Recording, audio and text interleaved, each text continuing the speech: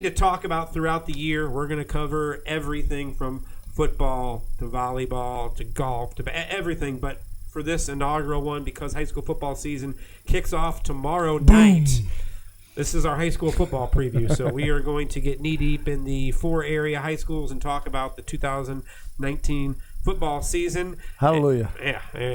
I mean, I think for the coaches, it's probably like, whoa, that wasn't enough time. Yeah, that's true. And weightlifting over the summer just went too fast. Absolutely. But plenty to get to in this edition of the podcast. We'll start with a new face in town. And the Citrus High Hurricanes welcome in Robert O'Brien as their new head football coach. We talked about it at the end of the year last year. Nate Varnador moving on out of the football realm, doing a great job in his other cause. And we still supporting programs across the county. He's been in every across the street over there. Exactly. Yeah, so, and Robert O'Brien comes into town, was at a school in Colorado, has college experience, high school experience, and he's going to take over a Citrus High program that I know Mike, and talking to not only coaches in this area, Hernando County, and even a couple down in Pasco that I talked to, said, whoa, they've got some talent that maybe most people who just are going off of last year and just kind of trying to figure out who's going to be who, be careful with the Hurricanes. Yeah, and you got to look at, they lost some key players, Brandon Brooks from last year, Antonio Shamblin, Trevor Dorman, Kyle Irvin, Logan Fulford, Tyler Caldwell, Kristen Sullum, all seniors that have moved on. But Citrus, it's with a new coach coming in, with O'Brien bringing in a new style of offense. Right. It may throw the other teams that are playing them this year a little bit off until they get used to it, but they do have some weapons, and you got to remember Connor Bishop, getting under center now and getting all that experience he's had in the past couple of years, he's going to be a force to be reckoned with on that. We saw it at the end of the year when he was throwing the ball really, really well. I was just trying to, without checking the stats, kind of go through in my head. I don't know in that district. Of course, they changed some districts. Only 6 teams now. Right. You've got Citrus and Crystal River, Nature Coast, Central, Weeki Wachee, and Hernando.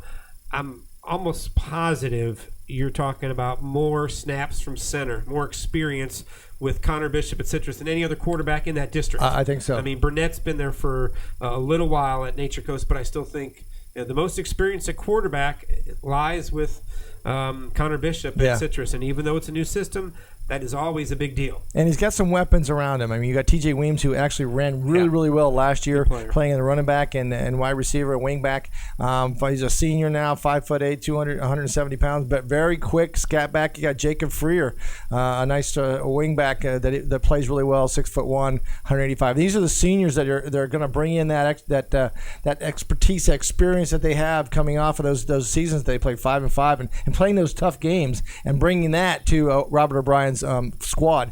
Job Banning, 5'11", 210. I follow him on Twitter, and the kid's just pumping 400 pounds on the weightlifting. I mean, just big dude. Big guy. So you're going to see some real athletes on Citrus. And by the way, they got 55 players out for Citrus High School varsity. That's a lot of players out. We've talked about that a lot, Mike, when you're talking about 5A, 6A football in this area. The big thing that kind of hurts when you get down the road and you're talking about playoffs is some of these schools that compete for championships.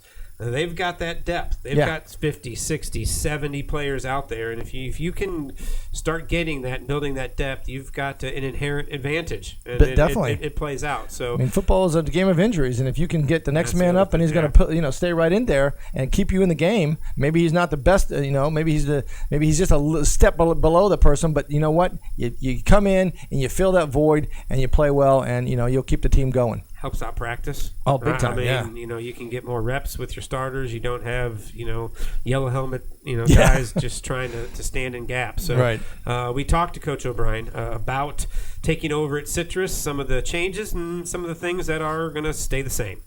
It's a new year and a new coach for the Citrus High Hurricanes. Robert O'Brien comes in to take over for Nate Varnador, and the coach is aware with a new coach comes some growing pains. It's a big change. The excitement level has been through the roof. I'm a very excitable person. Very, very intense, as all the kids will tell you. So we've gotten after it. There's been zero holdback. The kids have bought in. They've been excited to be out there. And the kids who want to be there are out there. You know, we talk about building a culture here and having 2 feet in. You're not a 1 foot in, 1 foot out guy. When things get hard, you're going to stick it out. We're 2 feet in at all times. The kids are buying into that, and they're getting after it. So it's been exciting. Coach O'Brien will bring some new offensive philosophies to Citrus High, but he says while that may take some time, he's looking to the other side of the ball to keep things rolling. It's been an acclimation process. You know, the nice thing is having Coach Alexander here with the defense. He's been a stalwart for what we've tried to do for the last, some odd years here. He's done a phenomenal job of getting the defensive where it needs to be. Offensively, last year they had some good ideas. Some things happened and didn't really work out the way they wanted to do it. So really I'm trying to build off of the success that they had defensively last year and try to bring my own flair and my own excitement level into what we do. Offensively, we go fast. We play no huddle. We're running to the ball. We're sprinting to the ball as fast as humanly possible. We want to snap the ball quickly. We want to make it hard for defenses to change personnel groupings. We want to be able to run a lot of different formations with a few base number plays, but give it a lot of window dressing and do a lot of things very quickly. And the kids have jumped on board. I think the biggest fear when I came in January and said we're going no huddle, we're going fast, we're going off wristbands, they all thought, oh man, I'm going to have to be in the best shape of my life to do this. And they were right. That's one of the big changes. And I like that. They were right. The interesting thing, though, I know in talking to him, I mean, he mentioned it. Defense is where it's going to start with Coach Alexander, who, by the way, just coming off a state championship in weightlifting, which transfers over a little bit to what he does with his boys on the defensive side of the football. But, he mentioned kind of outside of that story that, this doesn't mean, and I think a lot of people, when you talk about going fast and almost the no huddle and going off wristbands, I think a lot of times people assume that means passing the football all the time. I got the impression from him that this is, you think back to a couple years ago, USF, and I think you've even in Nature Coast in the high school ranks. You can go fast, but you still are committed to running the football. You're wearing teams out to open up running holes. Controlling the clock and controlling that line of scrimmage and just pushing and wearing down the other team. Yeah, fast is not automatic passing. No. Now, you've got a quarterback in Connor Bishop that you can, and I'm sure what you're hoping is we can keep teams off balance. We get up there, we smash the ball a few times, and that opens up the pass, and we got a quarterback who's a senior that we think can hit some open receivers and some guys that can get open. You mentioned Fryer a couple of times last year had some big plays. They've got big play potential, and I think you're going to hear that a lot this year from especially the teams in our area. The first few weeks of the season, we are going to need our defense to play very, very well, and if they do, it gives our offense some time, and we'll be okay. And that's what he's alluding to right there is that Chop Alexander's got to have this defense ready to go because there's a lot of times when you go fast, and I'm not just using fast as a throwing thing, but it's 3 and out, and if you don't make that first down, you've got that defense right back up there. So you've got to be ready to do that. But I feel like with the strength that they have is you're looking at the offensive line where Chop looks at is that you got a lot of guys up there. They're averaging right around 260 across the board on the front line. So that not only they're going to have goes fast from a standpoint of the offense, but they're going to also be strong up front. Yeah, the more things change, the more they stay the same. And I mean, you go back to when you played against Citrus, and when you think of that was Citrus a leather High helmets, School, but that's okay. Yeah, you think about what offensive line play. It's the line, the trenches is where Citrus has always utilized the kind of kids that they have, and that will be the same this year. It gets underway with Chiefland, not that far of a school, so it's an interesting little matchup. A game, obviously, is we going to talk about the playoff format and all that. I mean, it's too early, but it's one of those games where if you're Citrus and you're thinking you can compete for a spot in the state playoffs, it's an early game you got to have. Yeah, I agree with that, and you should win. And like I said before, we listened to Coach O'Brien talk. If you look at that district, obviously Nature Coast comes in as the preseason favorite. I think Crystal River, and we'll get to them in a minute, even with their losses, they're going to be mentioned as a team right up there, and Hernando, because those were the playoff schools from a year ago. But if you look at the other schools, Weeki-Wachee, Central, and Citrus, if somebody is going to cause a fly in the ointment, so to speak, or maybe upset the apple cart, Citrus is that team. And I think you can take it a step further. They're not just going to maybe ruin someone's playoff hopes. They can step up into that potential spot as well. They've got the ability to do it. I mean, they have the ability and they have the players. And I think as long as they limit their mistakes and Coach O'Brien keeps them on track, I think it's going to be a good season for them. Yeah, it just interesting to see how quickly the offense can take shape. I mean, that's always a unique challenge, and it doesn't matter who the coach is, what you have coming back. It's, sometimes it just happens like that, and it's, smooth sailing, and other times it's a work in progress. So that will be interesting for Citrus on the offensive side of the ball, but they will lean heavily on their defense and expect them to make plays. Chiefland on Friday night for the Hurricanes. We move on now to second-year head coach Cliff Lowry and his Crystal River Pirates. What a way to start your tenure at your alma mater for Cliff Lowry. 8-3 overall record. They make it to the state playoffs. An exciting football team from a year ago.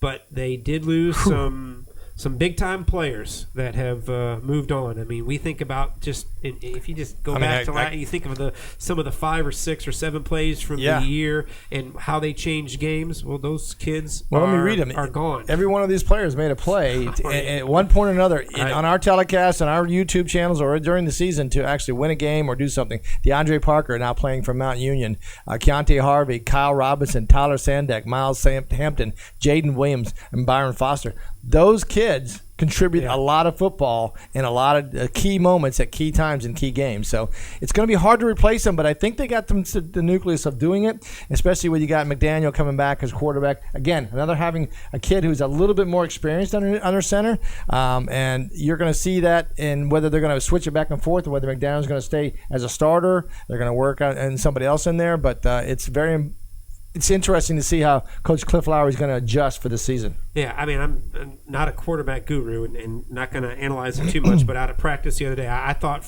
from what we've seen broadcasting games the last couple of years when we've seen McDaniel throw the football, he was throwing it with a lot more commitment, a lot more zip. It looked like a lot better football than he's thrown the last couple of years. And, this is a kid. Now, he hadn't started every game the last couple of years, but he's been involved. He's taken some snaps from center, some big snaps from center. I mean, he was.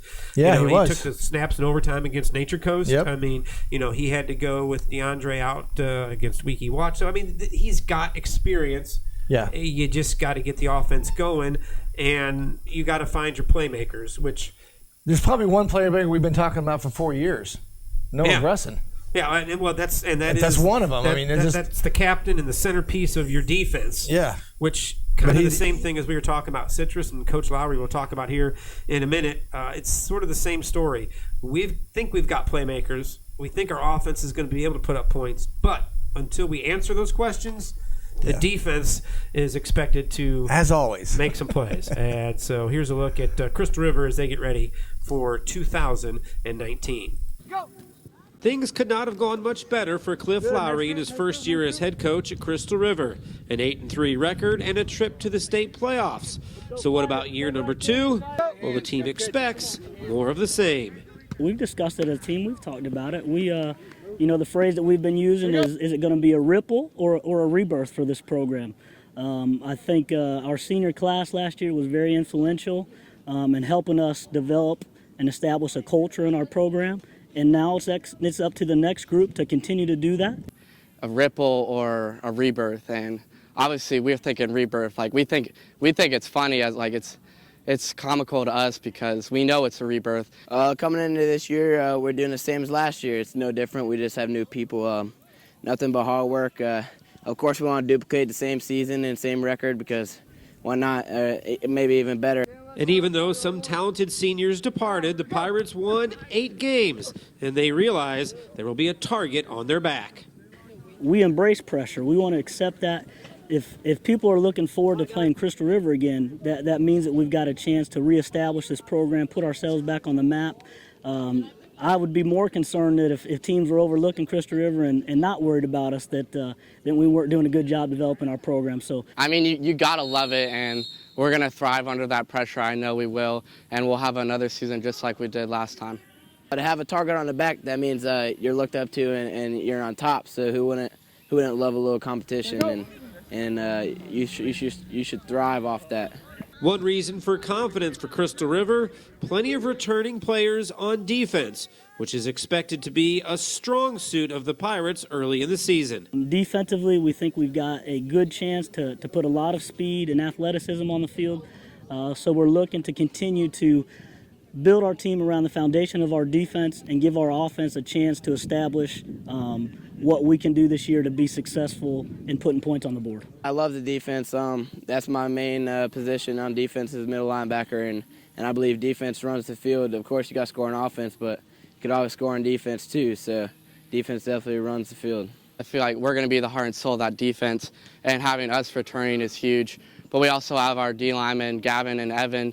They're returning, and our whole secondary besides DeAndre is returning. So we have a lot of returners on defense, and we spent a lot of time in the weight room this summer that prepares us well defensively. And I think it'll be a stout year for us on defense. Stout year on D. First of all, I just want to say, love the bucket hats that Coach Lowry and his coaches are wearing. Those are nice. I like that. Maybe we need to get a couple. Yeah, that's cool. They look good. But same thing, defense, and they've got the returners. And just going through last year and looking at. I mean, you remember, it started with Dunellen. Defense made a couple of big plays in that game. We saw it against Citrus. Offense even with the playmakers, offense struggled for half. Defense kept them in. I think it was Bresson who got a big pick six in that game. The last game of the regular season against Weeki-Wachee, it was a late pick by Miles Hampton, then another pick after that won the game and got him into the playoffs. So you can see why they're optimistic about their defense, because their defense probably got a little lost in last year because they had so many playmakers. It just felt like the offense was dominating every week. That may have not been the case. The defense was probably better than most people gave them credit for. No, I agree with that. Tyler Sandak was one. Miles Hampton, like you said. There's a lot of players that played both ways, but they still got Darius Orr. We mentioned a lot of times in those games last year, and he's a cornerback and made some interceptions there. But and Jackson McDaniel played on defense occasionally there, so they got some two ways here. But like what these Ashton Bosley definitely going to be a force to reckon with in the middle. They got Andrew Esser now. They're also moving him to middle or outside linebacker. It's a senior. They got 10 seniors. So it's not like they lost all these seniors and they don't have anything returning. They've got 10 seniors and some good kids that played last year quality minutes in quality games. Yeah, it just weren't the splash kids who made all of the big plays, but still some experience. I mean, 10 seniors is a good senior class. Yeah. I mean, they're still. And you talk about with the two interviews that we had right there. Those two young men are going to play a lot. They're going to play meaningful snaps on offense, but defense is their specialty. So they've got an opportunity, as they said. Can we duplicate? And there'll probably be some people that think, "Nah, man, you lost a couple of kids that have moved on to play college football. There's no way you guys can do it," because they had a lot of close games last year. They really did. How many times we talked Very about exciting games one that we had. possession games, all over the place. So, you've got to be able to make those plays, and will that happen? Because it's going to be a tough grind. They've got a tough schedule. Starts off with, I think it's just an awesome week one matchup with River Ridge. I mean, those are two teams that I think, have embraced the new playoff style and format. One of those that, you want to win football games, but it's also going to help you if the teams you play win football games. And I think both these teams have been in the playoffs in the past few years, a couple times. River Ridge, over the past 5 or 6 years has been right up there with Zephyr Hills. They haven't quite got over that hump, but they're right up there. River Ridge is a team that's going to be in the playoff hunt. Perennial hunt. They do a great job. They've got kids that are moving on to college. So this is a game where, again, you're going to look back at the end of the year and you think, man, if we get that win, and we assume River Ridge may end up with 7 or 8 wins, and Crystal River is going to be probably in the same boat. That's a huge game. It is, and it's week one, but it also could be a tough week one loss when you're talking about getting in that regional play for playoffs. But it's a great matchup against two programs that I think are very similar. River Ridge may be further along in the sense that they're expected to be there every year. Crystal River, as they talked about, what are they right now? What are they going to be? They want to be where River Ridge is, and they think that's what they're going to do. So a great week one matchup. Crystal River will host River Ridge tomorrow night. The Seven Rivers Christian Warriors, year number 2, for Monty Van, taking over that program. They will not play on Friday night. They get things underway next week. But interesting for Coach Van. We've talked about it with Seven Rivers. You're always fighting the numbers battle. Yeah, big time. Less than 20 that I saw out there at practice 19 is what I the got other on the day. roster. Yeah, so you've got to fight that low number of upperclassmen. An interesting dynamic at quarterback, which we will get into here in a few minutes. But second year always helps with the familiarity of player to coach and coach to players. Yep. And it's difficult because, again, Coach Van, they had 33 players last year, had some big offensive linemen. Yeah. So this is going to be a transition of how they can play. And they're playing a couple 8th graders and a couple 7th graders, to be honest with you. That's what's on the roster right now. That's what we're seeing. But it's really difficult in that kind of situation when you only have 19 players and you're trying to play, practice. Just like you said, the more players you have, the easier practice becomes. But Monty Van's got a big-time job ahead of him, and he's just got to get that buy-in, which I think he will. Yeah, interesting to figure out, as we said, the kind of dynamic that they have going on offense. Again, they'll be leaning on that defense early on. Here's a look at what you can expect from Seven Rivers in 2019. You quarterbacks, the deal is to get a It's long year number ride 2 in for there. Monty Van as the head coach at Seven Rivers Christian, and so far, the coach and his players can certainly tell a difference. It's starting to really mesh. I'm starting to understand the playbook way more than I did last year, and it's just starting to work out. We don't have a lot of players. We got a lot of young guys, and they're learning very quick because they got to. Got a lot of kids that understand the playbook now. It's clicking left and right. It's just a little here and there with some players that are coming in. It's a fresh team, young team, 2 seniors, 2 juniors, and the rest lower class. So we got younger kids developing still, but we got some that have knowledge about the playbook this year. So we understand it more, we know what to do, and we don't have to think about things just off the top of the head. I'm excited. No one expects us to do anything, but we just come into it with a chip on our shoulder, and we're here to play. Guys are catching on. We're getting through our practice script a lot faster. We did 7-on-7, and it was just hand signals, and they just picked it up and ran with it. So the learning curve is 100% better. Execution's better. Our quarterback understands what we need to do. And that quarterback is Coach Van's son, Nehemiah. And while only a freshman, he's certainly impressed his teammates. He's been with me on this field for a long time, of course.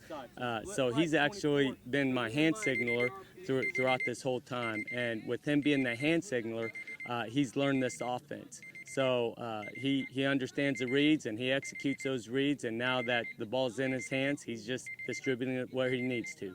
Nehemiah has been in the playbook forever, since 7th grade, so he knows it completely. He knows it inside and out. And even though he's a freshman, he's already a leader, and he's leading us out there. Nehemiah is smart. He knows what to do. Helps us all out because not all of us are, but helps us out a lot. He helps us know our jobs and know what to do. He's been raised in that playbook.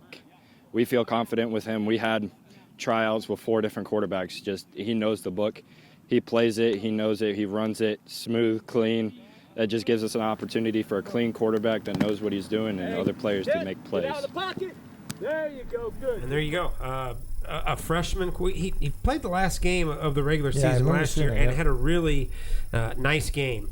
And, if you're going to be a freshman and you're going to be tasked with understanding an offense, boy, it helps to be the coach's kid and you know the playbook as well as because, the game's going to be fast. Mm-hmm. And if you can only really have to worry about processing the speed, if you've got that knowledge of the playbook and where people are supposed to be, that's a huge step forward. And you're asking a lot of a freshman, but I mean, like we said, coach's kid, and Coach Van isn't afraid to put him in there. And as you heard the other guys said, I mean, there's no coaches. This is our guy. Yeah, he's earned it. Exactly. And when you've been immersed in that, since a kid, and as a coach's son, you've seen that come through, and you've done everything that your father wanted you to look at from a standpoint of and putting in the plays, the signals.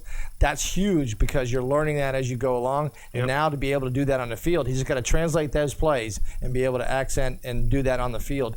I think from what you're saying and from what we saw there at the on the clip, he's going to be okay. He's just going to have to work his way through it. He's got a couple of he's got to work on the line. I think that's the big thing is going to be worse on them, is that's going to be hard for them because most of their seniors are going to be skill players in the backfield. So that's the line play is really going to be the necessary need for Monty Van. Yeah, and you're going to have to stay healthy. Yeah. You're going to have to figure out a way to be a little more productive on offense, which they weren't last year, and that made it difficult. But, you never know. I mean, we've seen it with these smaller private schools. I mean, you're playing a lot of like teams. You're playing teams that are going to be battling the number battles like you have. And if you all of a sudden get some confidence and stay healthy, things can turn around, and you could all of a sudden become a 5-6 win team. So I think everything points to things will be better for the Warriors this year. The question is it a 6 or 7 win season, which may be asking a little much, or is it 3 or 4? I think it'll be better than last year. I think they'll be more competitive, and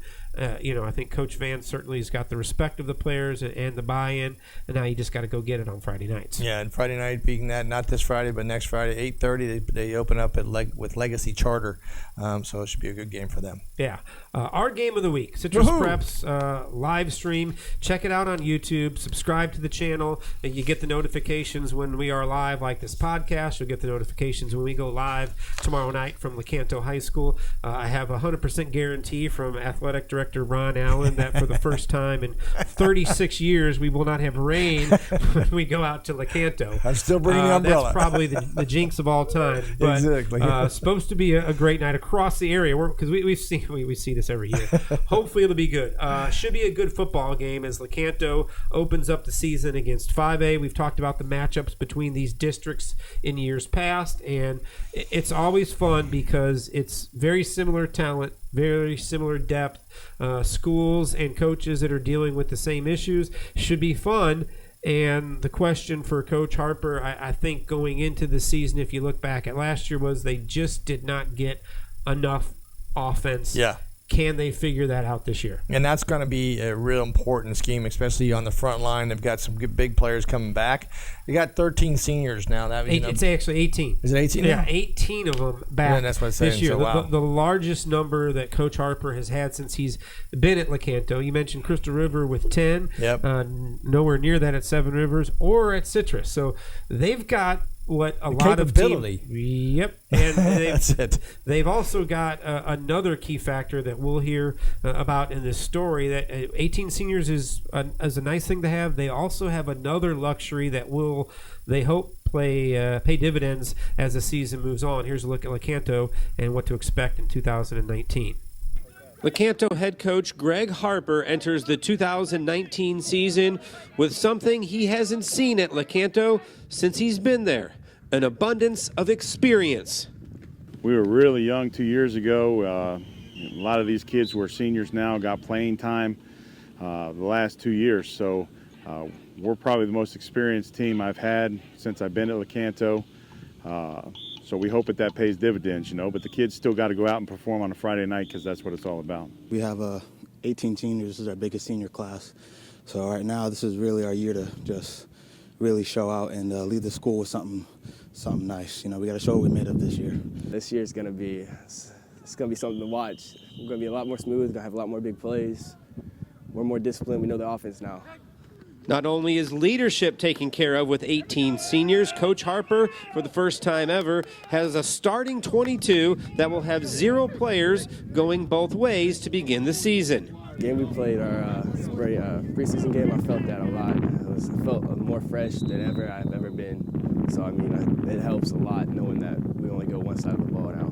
Yeah, that's definitely going to make a difference, especially, it's hard for some of us big guys like me to go both ways, in the trenches, going offense and defense. So it's really good that our guys can just go one way and really get the break they need. And the Panthers are looking to get off to a quick start. They open up the season Friday against 5A, a team who's only won 7 games the last 3 seasons. They got a good football team this year. They're really big on both sides of the football up front. Got some really good skill players. So it's going to be a nice challenge for us to start the year off with, but it's right here at Lecanto, and we're excited to get it kicked off. This has to be the year. It has to happen.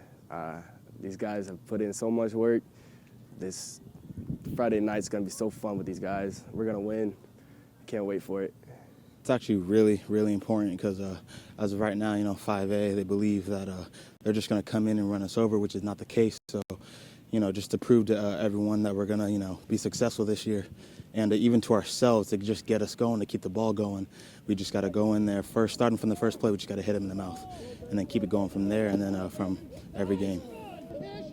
Interesting with as it, there's still some scheme things and, Right. and some that may change along the way. But Coach Harper said, as they probably get aligned for the first few series on Friday night, nobody has to go both ways as a starter. Now you'll see some guys come in different alignments, but I mean that's also a huge deal. In high school it is. Yeah, big time. I mean, normally you got at least 7-8 players going both ways on that, and that's going to be draining for a team that's going to be playing in the trenches, especially as Mr. Mathis just said right there. I mean, you can keep that guy's motor running and fresh from the fourth quarter. It's a big deal. Yeah, and one thing I look at a little more experience, like Coach he said, and you got experience coming out there. That's that word is so important to football teams or athletic teams. When you have experience and you've been in those situations and you can react just like that instead of thinking about it, then that's going to be a big difference for them. And I think one of the things that you're going to look at is in the quarterback position, Ryan Rodgers or Connor Herndon. You've got two players right there that both played.